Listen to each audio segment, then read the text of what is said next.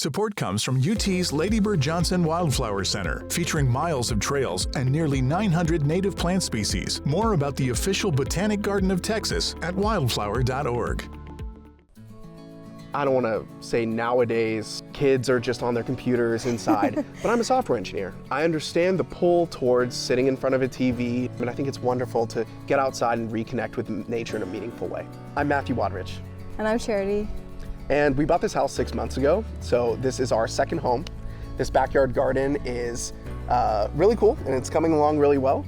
When we bought a home in February of 2020, I still had very low interest in gardening, but I bought a couple of fruit trees for my wife as a birthday gift. It's funny, it was actually, the first trees were a birthday gift for me, and then suddenly with him watering them, he took to gardening, and the trees became more like his prized possessions than my birthday gift. Once we had to stay at home, I was it. doing all of the weeding and taking care of these fruit trees, and I found that gardening was just super therapeutic. I needed something to get away from my computer and just get out a few times a day. So when we bought this house in October, it was a completely empty lot, freshly laid turf in your cookie cutter suburbs.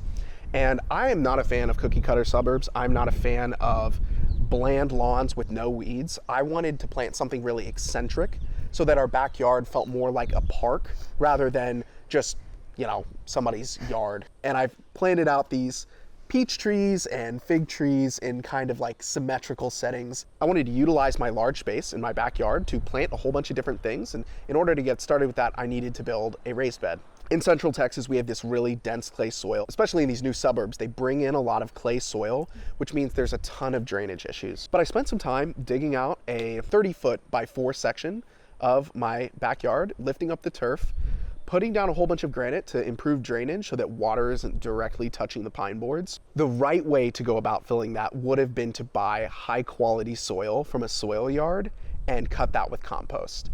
So there's 4.7 cubic yards of soil in that raised bed. You can go to a soil yard and have them bring it to your home and kind of dump it in your driveway. We chose not to do that because we just moved in here 6 months ago. We got an HOA. There's people looking at homes in this neighborhood. And so Yes, and you were very eager to I was very eager to get started right away. What I did instead was I just bought bagged soil, and it's mostly raised bed soil. I did cut it with a little compost. So I don't use any herbicide, anything. I do all of my weeding by hand. And we still deal with a lot of runoff. There's a 1 millimeter deep river running through our backyard. And man, if you stand up and look over at the neighbors' houses, you can see how it's sloped. And the drainage is right behind Sugar's doghouse, kind of past the fig tree and over to the back over there. And so that little river that's running through our yard, I want to try to build a French drain at some point soon to channel that a little more closely. But even the raised bed, part of the big reason I built it is because fallout from Roundup. Because your neighbors use super toxic, just like nuke the dandelions type stuff. And if you've got, tomatoes right over there, it's going to be a problem. We were able to bring some stuff from our last house in containers, because at our last place we had a very small yard. So that was part of the motivation for moving here, is to have a bigger yard, especially with a baby coming. We want a yard for our kids to be able to play in down the road. So with the yard not being big at the last place, we had all these container things.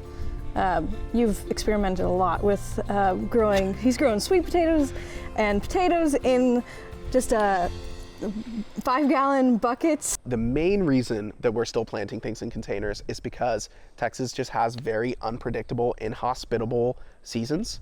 And in the summer, we want to be able to move our containers into partial sun, into the shade where the shade of our home can kind of protect them from the heat.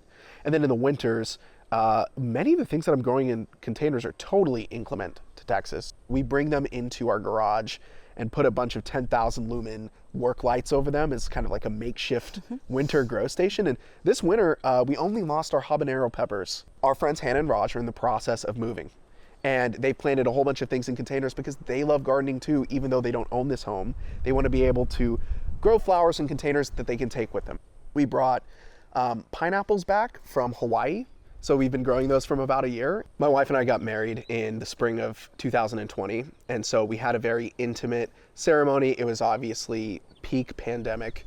And we were not able to go on an anniversary trip. Well, a honeymoon trip. So. A honeymoon trip, right. So we ended up going on an anniversary / honeymoon trip to Maui in last year, 2021. One of the things we did was tour a pineapple farm, and they gave us these pineapple, and we ended up bringing some back. And you did an excellent job of planting them. So I've made a couple of different YouTube videos on how I've rooted the pineapple crowns that we brought back from Maui. And they've been growing for about a year now. And so here's hoping. They take about 18 years to fruit, or 18 months, 18 months to fruit. So here's hoping. I think this fall we might get some pineapples. Part of the beauty of learning as you go is that I've made so many mistakes, and those have really helped me improve. One of the main aspects of the hobby of gardening is watching your plants die. You do say that a lot. That's true for indoor gardening. That's true for outdoor gardening. If you're going into it expecting to have a green thumb, expecting that all of the things you plant will turn out great, you know, it's funny. Part of the reason I love gardening so much is because I started home ownership and gardening in February, March, April, and I thought, wow, I am really good at this. Because it was the right time to start. Everything I plant just turns green and produces fruit. I should really do this more. And then I was humbled that fall and winter, when that fall was like super wet, super nasty, and then that winter, of course, was winter moving into February 21 of the historic winter storm. So I got to learn that, like, man, probably of everything in my yard today and everything that's still alive at the old house, that's probably 10% of the things that I've attempted to grow. You're working with nature, so you can't predict that it's going to work out. But when it does work out, I think it's very satisfying. Yes. Especially like regrowing like food scraps. Like you've regrown celery, avocado, the pineapple, obviously, from our trip to Maui, and like all sorts of leeks, herbs, coriander, onions. Yeah. A lot of people have this vision of it where you're like putting flowers in the ground, your trees are putting off fruit, and you're just loving it and delighting in it.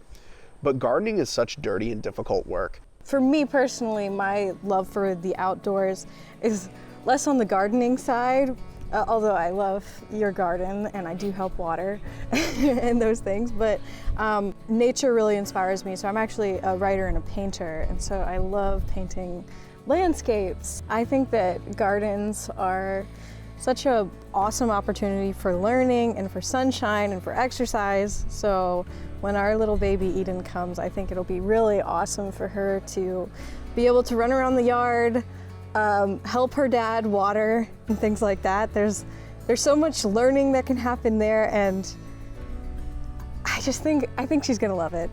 If she doesn't love it, well, she'll definitely just appreciate the garden space and outdoor time. We're very excited to welcome our daughter.